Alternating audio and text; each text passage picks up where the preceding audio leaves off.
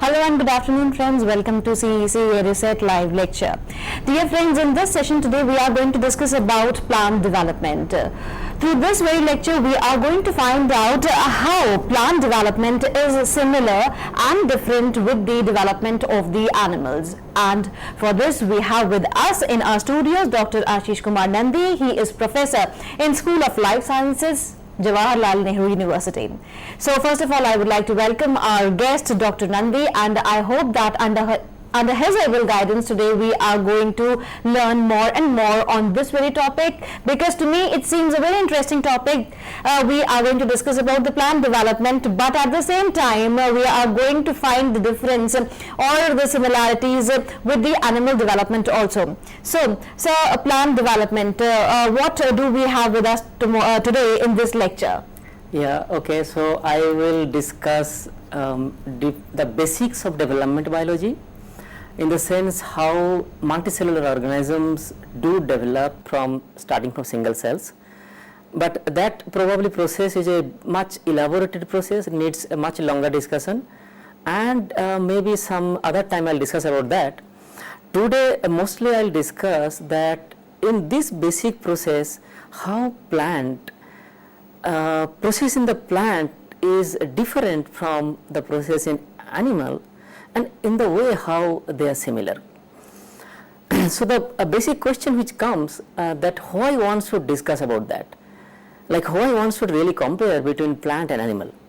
The reason behind this lies in the, if one looks into evolution of these two, plant and animal, one would be surprised to see that probably the common ancestor between plant and animal was only a single cell organism. That means the evolution of multicellular large structures have evolved starting from single cells absolutely independently in plant and in animal. So it will be very nice to see, like if you see the plants have learned in a way and animals have learned in a way, have they learned very similarly? Have they used same kind of mechanism, or the process remain entirely different in these two kingdoms? So this is what I will start today with a few slides which I will show you to show and visual description of these developmental processes. So as I told you that development process is, or subject of developmental biology is mainly deals with how multicellular organisms develop starting from single cell. So here it shows the development of a multicellular starfish and development of a plant, both of which, or it can be any other plant or any other animal, all of which begins with a single cell.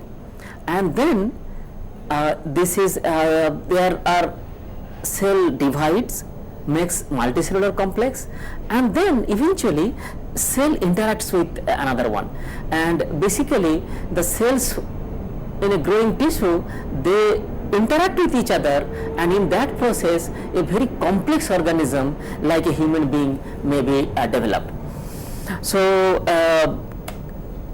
that's it, what actually I have begun my talk, that why one should compare the plants and animals. And to get into that answer of that question, probably one should look the process of development in these two organisms. Here this shows an arrow of the blue color, that's an evolution of cells. So all the cells probably have evolved from a very early cell.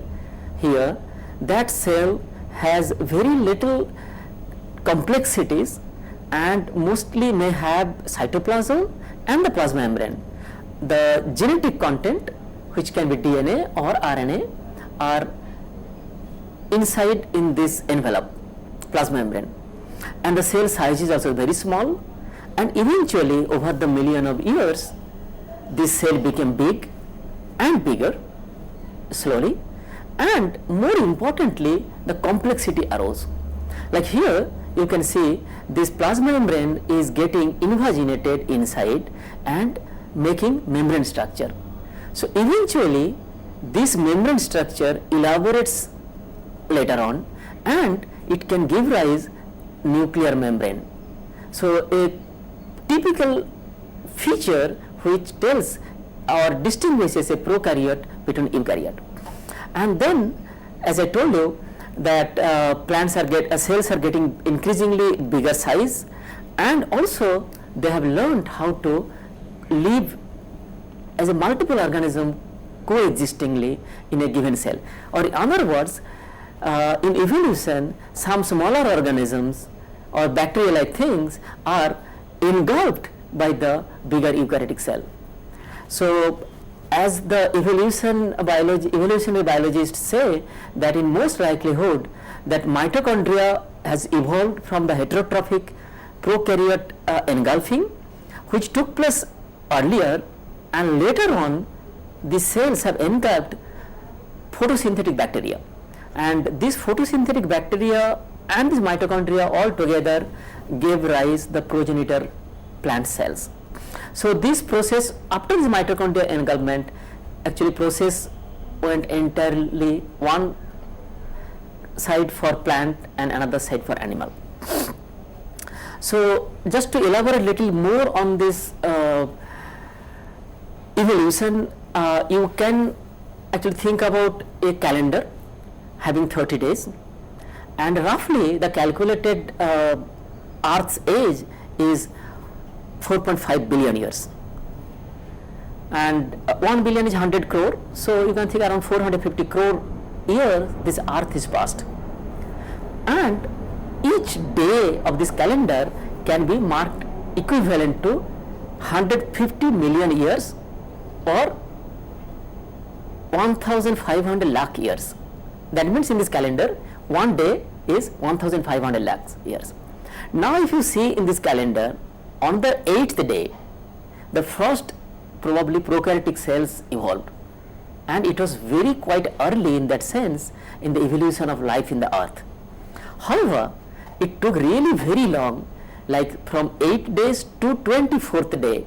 So it took very long period to develop what you call as a eukaryotic cell.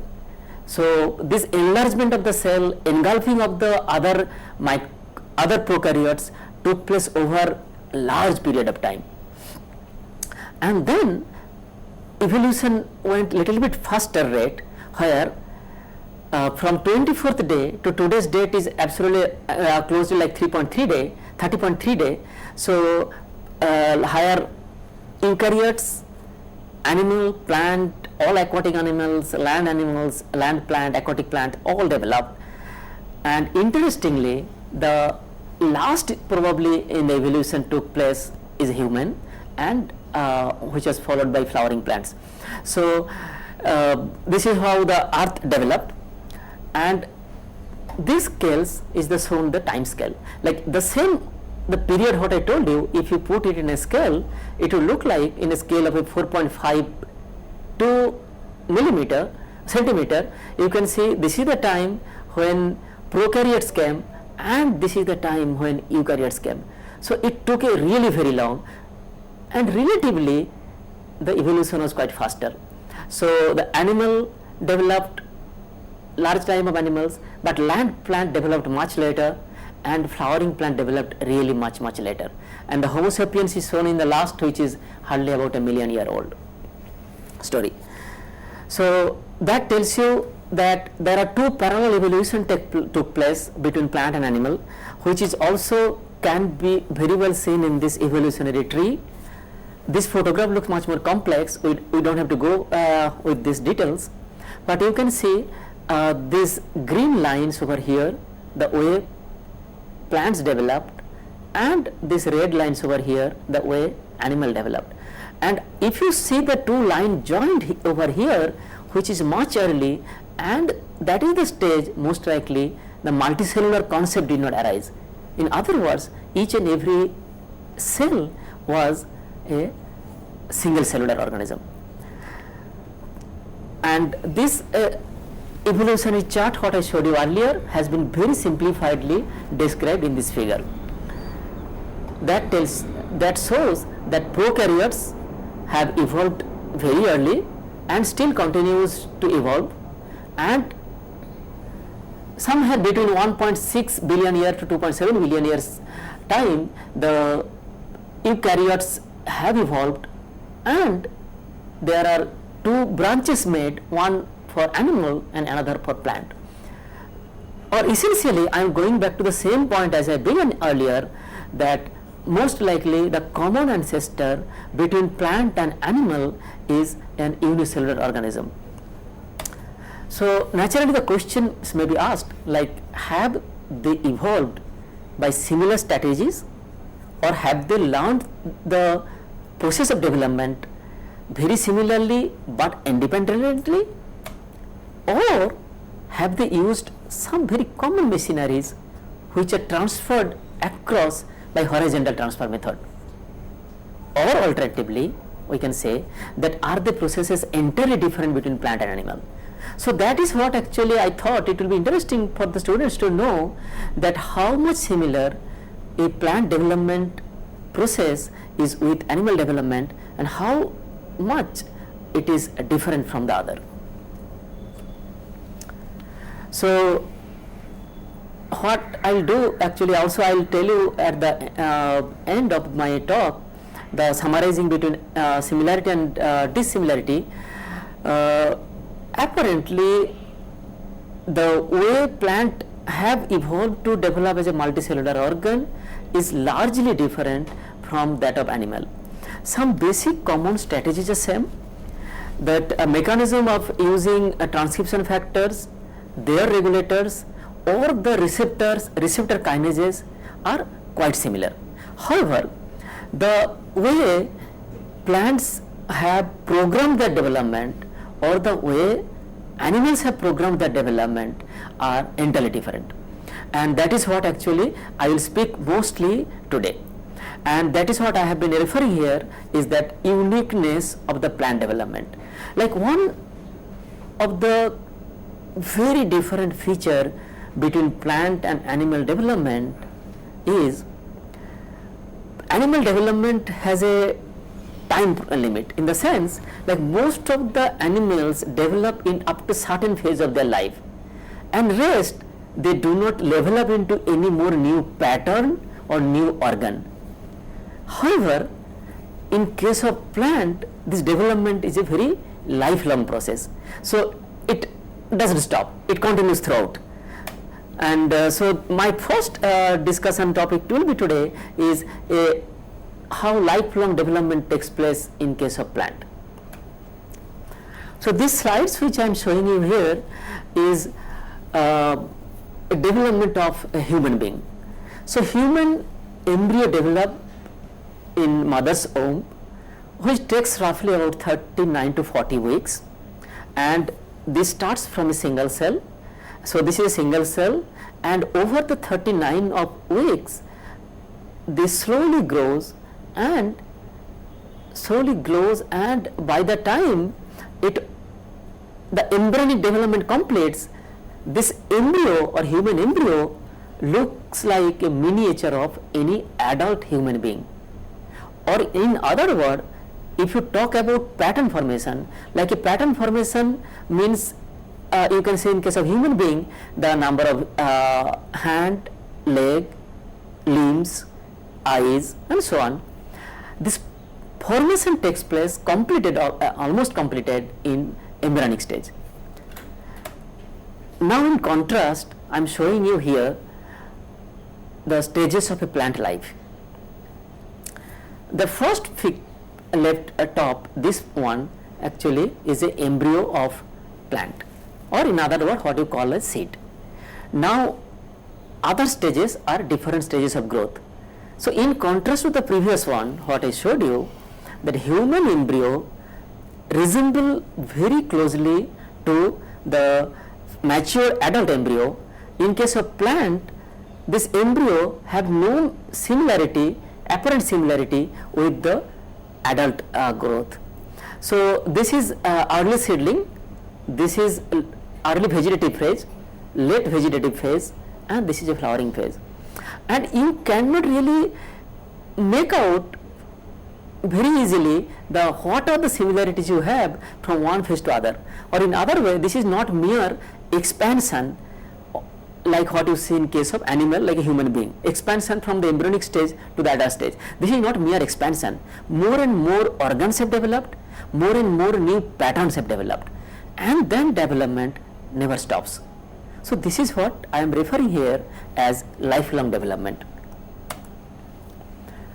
Now if you look around you will see large different type of plants with many different kind of branching pattern, many different kind of leaf pattern, leaf color, flower color, and so on, starting from grasses to big plants.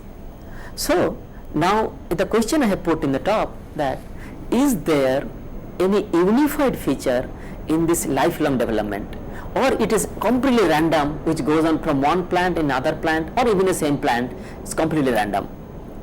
Of course, development cannot be random. It's a very well programmed and very well thought about a process of elaboration from a single cell. The plant development process can be considered as a repeating unit.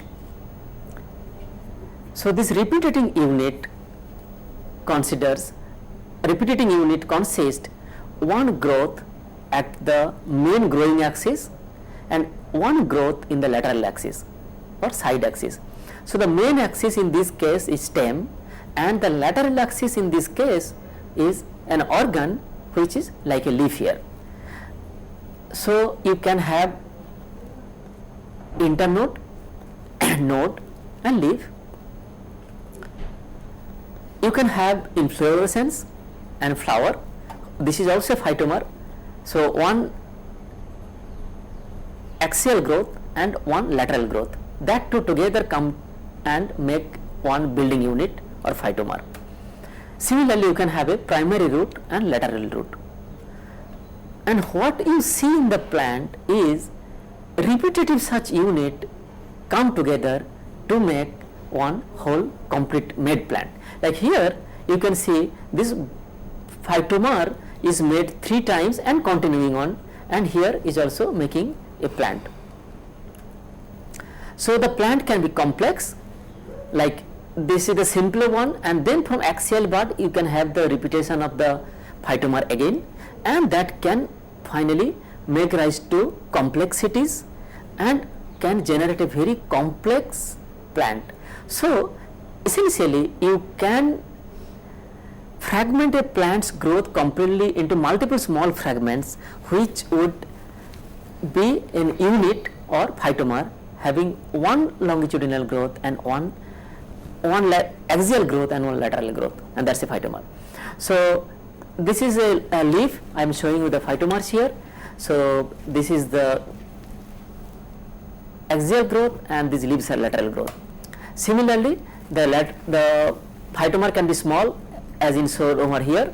So this is the phytomer in the reproductive organ and difference between the fruits, and it can be very long in the vegetative organ as shown over here. So essentially the growth of the plant takes place by repetition of the phytomers, like as it's shown over here. So this is shoot apical meristem, and it continuously generated repeats growth, like this is leaf and this is organ, and continuously repeated growth makes the flower, makes the overall plant growth. So this is actually about a lifelong development that I have so far spoken, and that is how plant distinguish. The second very important point about plant and animal is that there is no separate germ lines in plants like animals. These germ lines are the key component how, or key cells how the traits or the genes are passed from one individual to its progeny. So germ cells actually hold the key of the development, not development, actually progeny development. Now if you look into animals, the germ cells are defined at very early stage of development. You can see here that one sperm and one ovum can fuse and can develop one small embryo, one cell embryo. These embryonic cells would undergo a few rounds of cell division and it will generate a structure called blastocyte. These blastocytes then after a few rounds of cell division undergo a phase called gastrulation. So at that very early stage of development when gastrulation is taking place, a few cells are kept aside which are called as progenitor germ cells.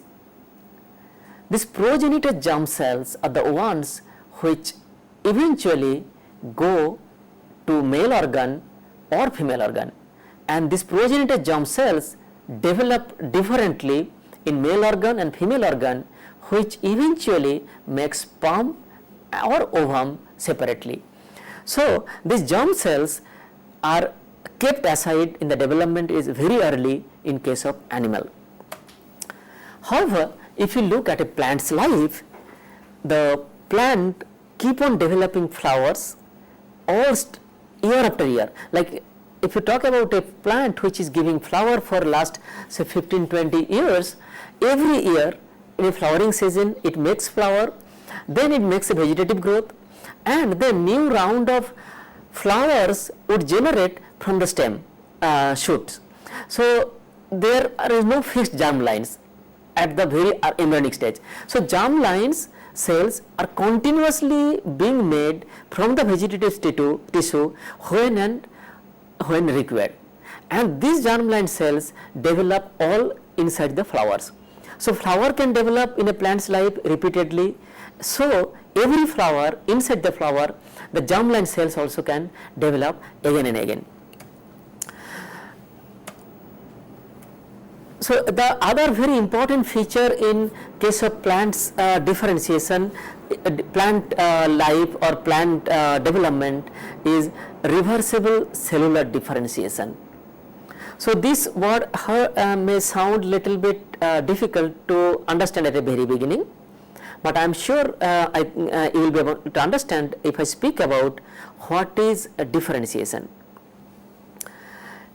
Every time a development takes place, I also told you very beginning that a few cells which are no different from each other, they all look same, which are called as stem cells.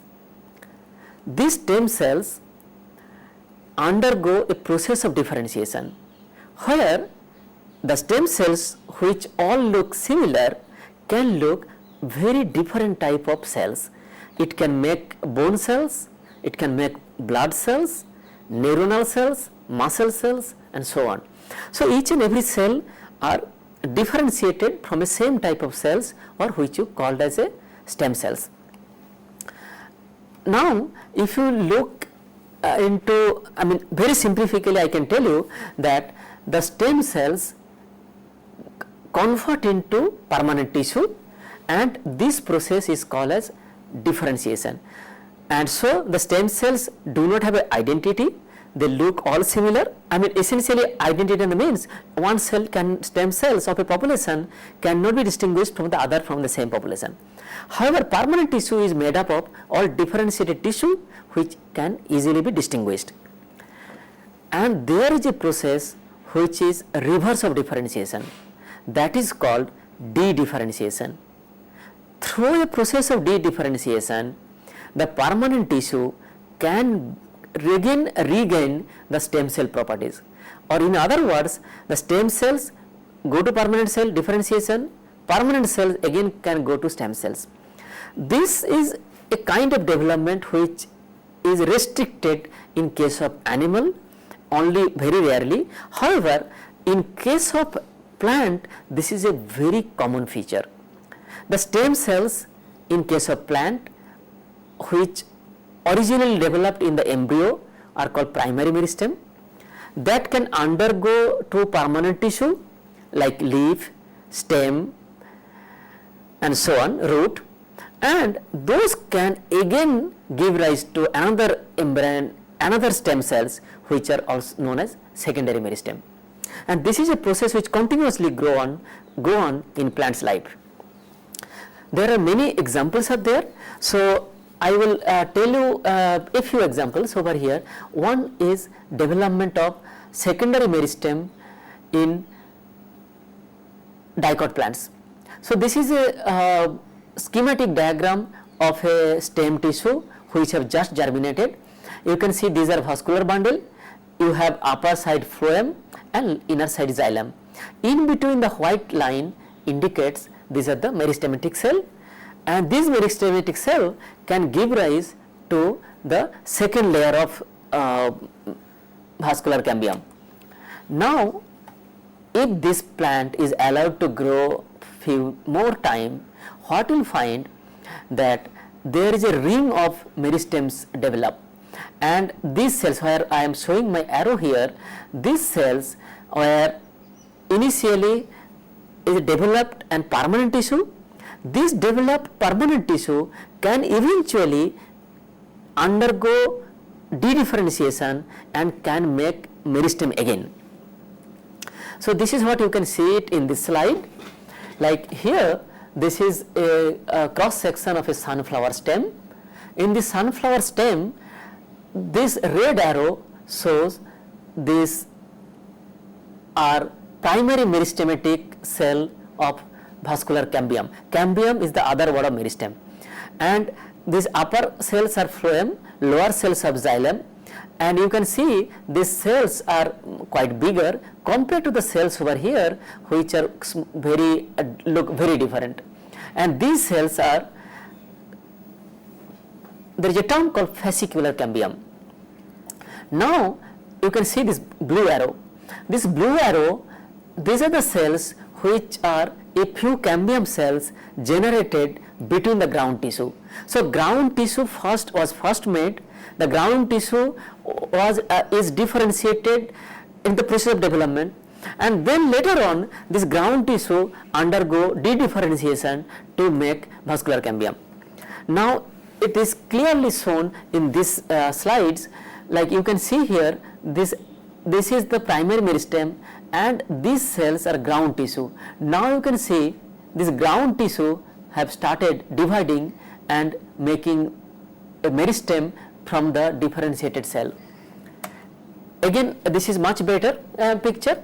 This has been artificially colored on a section, plant section, and this one you can see here, vascular bundle. This red line is the primary meristem which has generated from the embryonic meristem, and this is vascular cambium, and this place there is no cambium. However, if you let the plant, or after a few days, if you see when the plants regrow, you can see the cambium regenerate from the ground tissue. So this cambium which regenerates from the ground tissue is a secondary meristem. This secondary meristem, or growing the tissue from the differentiated, is not restricted to vascular cambium. It forms during trichome development. Epithelial cells undergo complete differentiation and then can make trichome, and also development of stomata. Stomata develops from the leaf epithelial cell. The leaf meristem undergo a conversion where leaf meristem forms meristemoid structure. These meristemoids are the cells which is a dedifferentiated cell from the epithelial cells, and it can make stomata. So this is also a process of differentiation and dedifferentiation. There are more examples. The most prominent example which takes place continuously in a plant's life is the development of secondary root or lateral root. So unlike shoot branching which takes place from the primary meristem, lateral root branch always develop from the secondary meristem. So here you can see some initiation of the meristem activity in the cortical or pericycle layer. This cell starts dividing and then make a new meristem, and this new meristem gives a new lateral root.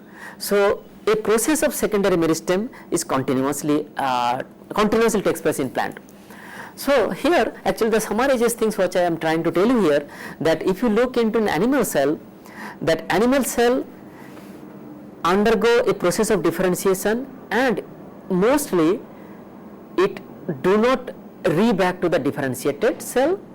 However, recent literature says that quite often there is a stage, like when sometimes cells can undergo modification, dedifferentiation, differentiation, redifferentiation, but it can enter a certain stage when probably that will not enter again. However, in case of plants, this is a process which is completely circulatory. So, at any time of point, a plant cell can undergo differentiation and enter into stem cell properties. So, this is a lifelong process which goes on from a plant, and so if you now couple to these two things what I told you, one is lifelong development, so development never stops. Second thing is a repetitive thing, it continuously repeatedly keeps growing, and third thing is the capability of a plant cell to reactivate into stem cell. So these three properties coming together actually gives the plants sometimes a certain advantage. Like in the sense you will see many plants in nature are very huge, very big. You can see the large banyan trees which are covering acres of the land, and that is only possible for plants which has the capability of repetitive growth and repetitive dedifferentiation process. So the next point which I was telling you over here is also another very important aspect of a plant's life is that plant cells do not move. Like the cells are positionally fixed during development. This is also a big difference between the way plant and animals grow. Like as I also mentioned earlier, that if you look into a plant's development, that when it is a zygote, one cell embryo, and then it makes a few cells like 8 cell stage, and then it make a ball of cells with a hollow inside, and after that the cell starts moving in the embryo, and so there is in relative positions the cells move, and this is how the development of the process takes place. This is called gastrulation or formation of the food canal. However, if you look into the plant's development, no plant cell ever move during the process of development or any other time. So here you can see that the cells which is single cell, cells become big, a few cell embryo, then it's an 8 cell embryo, and then cells grow one after another and give a complete embryo which without any internal movement. So now the question actually one can ask, like the cells do not move the position. So is the position very important for a plant's life or plant development, or this is more important like their position or lineage? Lineage in the sense like one cell, what is its mother cell or what is its grandmother cell is called lineage. So one can really do some experiments to see what is more important, and there are many experiments. One of the experiment people have reported is called laser ablation study to cell lineage. Like this is a microscope, it's called laser microscope, and this is fitted with a laser beam. This laser beam can be concentrated with a lens, it can pass it through a pinhole, and then it can be reflected, and again with a lens, and by manipulating the distances one can focus the laser to a very tiny point, as tiny as the diameter or of a cell. So with this experiment one can kill one single cell. Like this is the experimental layout. You can see this is a slide. In a slide this is the cover slip. Inside the cover slips the leaves plants are kept, and you can look under a microscope, the root would look like this. Now look, let us try to see this experiment little details.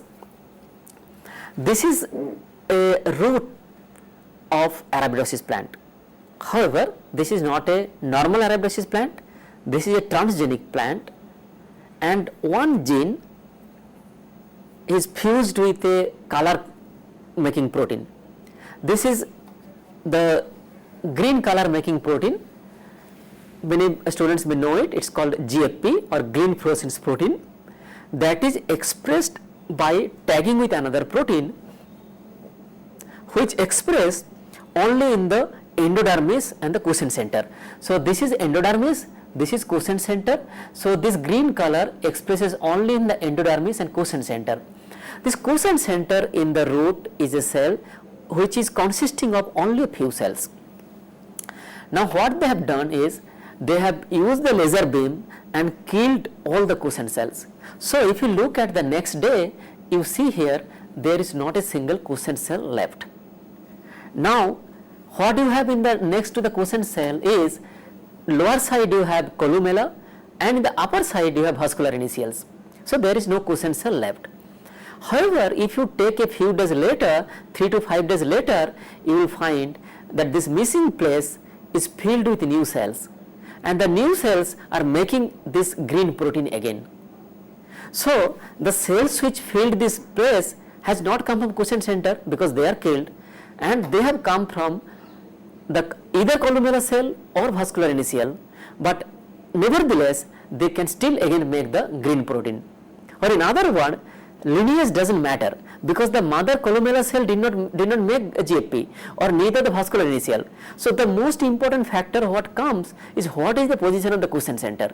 So if the position of the cells are in quiescent center, they will do as quiescent center cells do. So in other words, plants learn very well that while you are in Rome, do as Romans do. So this is a positional effect which is very popular and very commonly seen in case of plant. So this is another one important factor in plants development process. Now if you look into the quite a few different processes in plants are again very interesting. The plant development process is very flexible, very plastic. Like you can see the plants can be modulated in many ways as you want. You have seen bonsai, people twist the plant, give a structure, they give a structure of different kind of animal. So everything can be done with, or you can modify the plant structure. So there are 3 points I have highlighted here. One is flexible organ structure, totipotency and extreme plasticity. These 3 are related and these are unique in case of plant.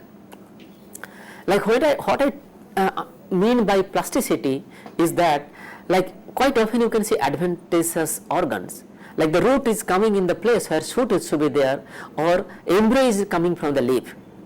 You can do grafting. There are many unnatural grafting. Plant X can be grafted with the plant Y, and one really doesn't need to be very careful that their xylems are matched, their phloems are matched, their ground tissue is matched. Even a farmer can take 2 plants and tie together and this will be okay and grafted. Vegetative propagation and reorganization of the cells after wounding. These are all developmental plasticity what plants have it. Like you can see these adventitious roots in case of bamboo or in other plants where the shoot is supposed to come, and adventitious root in many other plants, and sometimes you can see the embryo is coming on the leaf surface. So this tells you the flexibility which is there inside a plant's developmental process. So these are grafts, many different grafts are possible. So you can see 2 different species can be grafted, they go along very easily, and so on. And you can have the extreme flexibility in the organ structure. There you can easily bend it, modulate it, and people have really played with the plant's own structure, and plants can still survive and cope with it. So the next point is totipotency. So totipotency has a different meaning at different aspects of discussion. In here, actually, I am showing you a plant which was cut through the stem, and you can see after a few days, the new shoot comes from the cut end. That means that plants never die due to organ failure, and that is where the totipotency comes. That means each and every plant cell is capable of doing the all plant job. In technical words, or in other words, we can say that you can take the cells from leaf, root, stem, or even a single cell or even a single protoplast, you can make it to callus, and from callus you can generate a full plant. So like as it's shown over here, this is Catharanthus plant, where somebody took a few cells and then developed into a new plant in tissue culture, and there are many such examples. So plant development, actually every cell is totipotent to generate a new whole plant. So there are two more important features in plants' life which make them contrastingly different from animal development. This is one is called alternation of generation, and so this was I will discuss now what is alternation by generation. So in animal, the gametes form by the process called meiosis. So I told you earlier, there are some progenitor germ cells which are kept aside in the in development.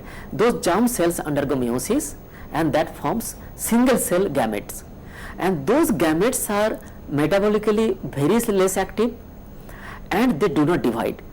So these gametes would divide only after fusion. However, if you take in case of plant, the meiosis actually do not make gametes, it makes single cell, and that single cell can divide again and has a new generation. So this is what is shown with this cartoon here. The left side is zebrafish cartoon. So it makes sperm and ovum, which is single cell, haploid single cell, and this haploid single cell would not divide until they fuse and make an embryo. In contrast, a plant undergo meiosis and make megaspore or female gamete, female spore and male spore, that do not make gamete but that divide again, and it make a structure which is called as gametophyte. This gametophyte is a multicellular structure that can generate the gamete again and which can fuse. So this is how it is entirely different. So something actually again to learn that how this diploidy and haploidy makes a cyclic feature in case of plants or animals' life.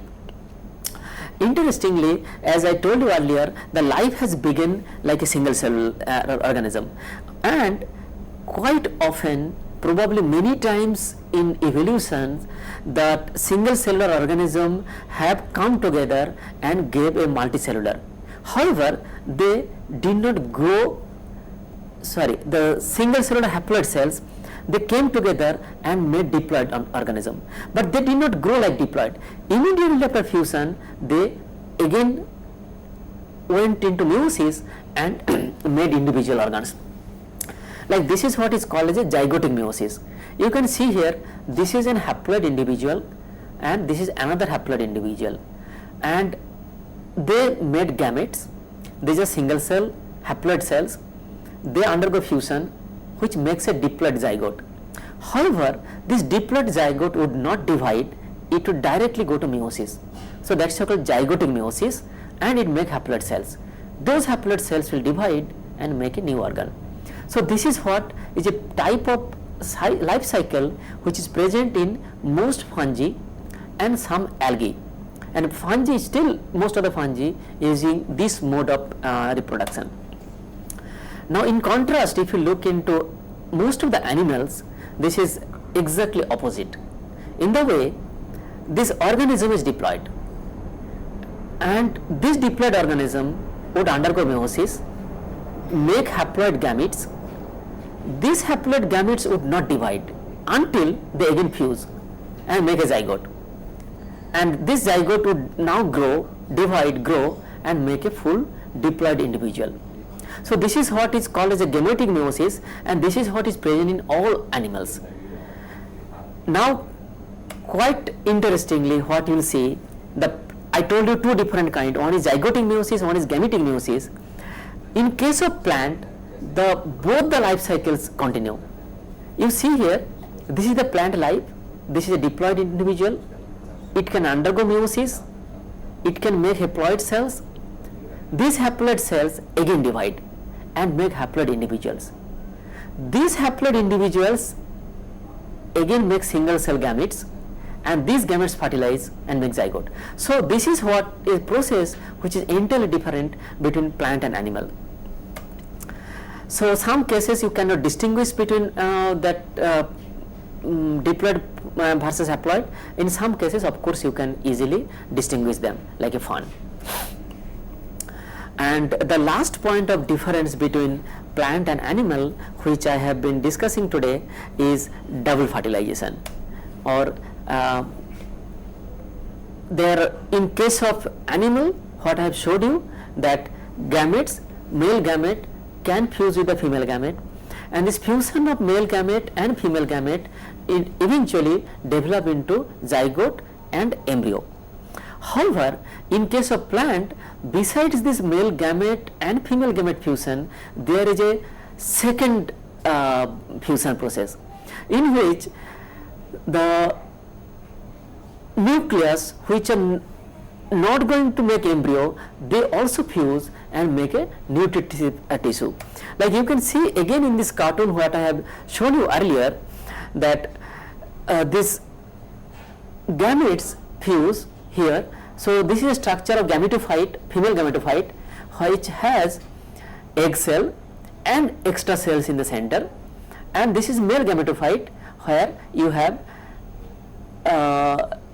sperm nucleus and vegetative nucleus. So vegetative nucleus from pollen and this central nuclei from male, female can fuse and make a nutritive tissue, and this is the one which provides energy during embryo maturation.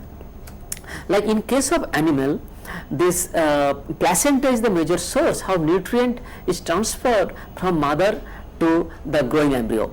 But in case of plant, this takes place by the second nuclear fusion. The second nuclear fusion can make this endosperm structure. In certain plants like maize, rice, most of the cereals, this endosperm remains until end of the life, and end of the seed's maturity, and during germination this endosperm break down and give rise energy for the seedling to grow. In some other plants like beans, most of the pulses and most of the dicot plants as shown here for Arabidopsis, endosperm is consumed during embryogenesis. So endosperm undergo degradation during embryogenesis only, and that forms these cotyledons. This cotyledon most often can give rise early support for a plant's life. Either they can degrade or they can contribute to photosynthesis. So far I have been discussing about how a plant life or development process of the plant is different from the development process of animal. So now the time which I have, I will discuss the processes by which they really are very similar. That is also quite interesting, but it needs a little bit more knowledge in understanding the subject. So briefly I will try to discuss today and see what are the points they have similarity. So one of the common strategies in case of plant and animal is in pattern formation. So pattern formation, what I told you, is the development of different kind of limbs, organs and so on. Now this cartoon shows here is the development of Drosophila. So the Drosophila has a larval period, and pupal period, and then the adult period. If you look into this larval period or pupa period, you will find their body has multiple segments, and in a fly the different genes express differently in these segments, which eventually give rise to different kind of morphology in developed fly. And there are many transcription factors which are commonly called as homeobox genes. These homeobox genes or Hox genes are the transcription factor that regulate expression of large number of genes which are required for pattern formation in case of fly. Similarly, if one looks the similarity between Drosophila and mammalian development, these Hox genes or homeobox genes are largely conserved. You can see this is the color coded structure of the homeobox genes between Drosophila and human. You can see there are a large number of genes are commonly shared between Drosophila and human, which are required for differential development of organ or organ patterning. Now if you look the way plant develop, plant also uses a set of homeotic like genes for organ patterning. Now this is best understood or best studied in case of organ patterning in flower. So flower have 4 organs: sepal, petal, stamen and carpel. Stamen and carpel are reproductive organ, and sepal and petal they are supportive organ in a flower. And there are 3 classes of genes which are homeotic genes which are identified that regulate their expression. So if only class A expresses, this will make sepal. If both A and B expresses together, it will make petal, and if B, C, it will make stamen, and C, it will make carpel. So eventually what I am trying to tell you that a set of overlapping expression of a homeotic genes are involved in making pattern formation. This pattern formation is also contributed not only by the homeotic genes, also by many genes that work along with these homeotic genes. So like one of the example is like chromatin modeling or remodeling. Change in the chromatin structure quite often modulate gene expression. In case of animal, like as I told you, many of the homeotic genes, these homeotic genes, once they start expressing with the development cues, quite often they are maintained by the chromatin modulators, and these chromatin modulators help to keep them in the expressing conditions. Like one of the example here I am showing, this is a gene called enhancer of GST. This is a gene in Drosophila. This gene is required for maintaining the repressed status of the Hox gene or homeobox genes. So if there is a mutation in the EZ gene, the Hox gene show ectopic expression or wrong expression in the wrong places, and eventually it reflects into a different kind of morphology. In animal, in plant also there are similar genes. One of the gene is called curly leaf or CLF gene. This CLF or curly leaf gene is structurally quite similar to this EZ gene of Drosophila. So this structure, and if you see this a part of the gene between CLF and EZ, you can see the similarity and identity of the amino acids, which shows a very strong level of similarity between EZ and CLF. And now if you make a mutation in the CLF, you can see the leaf structure get altered, and that's why it's called curly leaf. And not only that, it also affects the expression of other homeotic genes that are important in flower development. So this is the normal wild type Arabidopsis flower, and these are kernel mutant flower, and this kernel mutant eventually alters the expression profile of several homeotic genes, and this is how the and quite interestingly in this particular case that kernel leaf gene is also structurally similar to EZ, and they are also functionally similar. So even though most of the homeotic genes do not have the structural similarity, but plants and animals, even they evolved very separately and without having any common ancestor, they have evolved a very similar mechanism for expression of set of genes which are important for development. So another case of similarity between plant and animal is common cell-cell communication. Like as I told you, when a plant or animal develop, the cells grow from single cell. So single cells divide, make a group of cells. This make its group of cells eventually will give rise different kind of organs. Something like you can say your fingers, toes, hand, or in case of flower, sepal, petal, stamen and carpel. So this process of development actually requires a continuous cell-cell communication. So in a growing tissue, the cells, a few cells or one cell would communicate with the neighbor. This communication is very interesting, and this quite often takes place with the process of something like throwing a stone with a message and somebody receiving the stone with the message and reading it. Or in other words, quite often some cells secrete some molecule. That molecules we call as ligand. These ligand molecules have receptor in the neighbors. So neighbors, these receptors are the open window by which the stone with the message can enter. And once the message enters through this window, or what I am calling as a receptor, the plant can read them and then accordingly can differentiate to form a structure. So that is why there is a uniformity in the structural development of an organ. So if you see, like there are many large number of genes which are involved in this cell-cell communication process, and quite often it is mediated by receptor.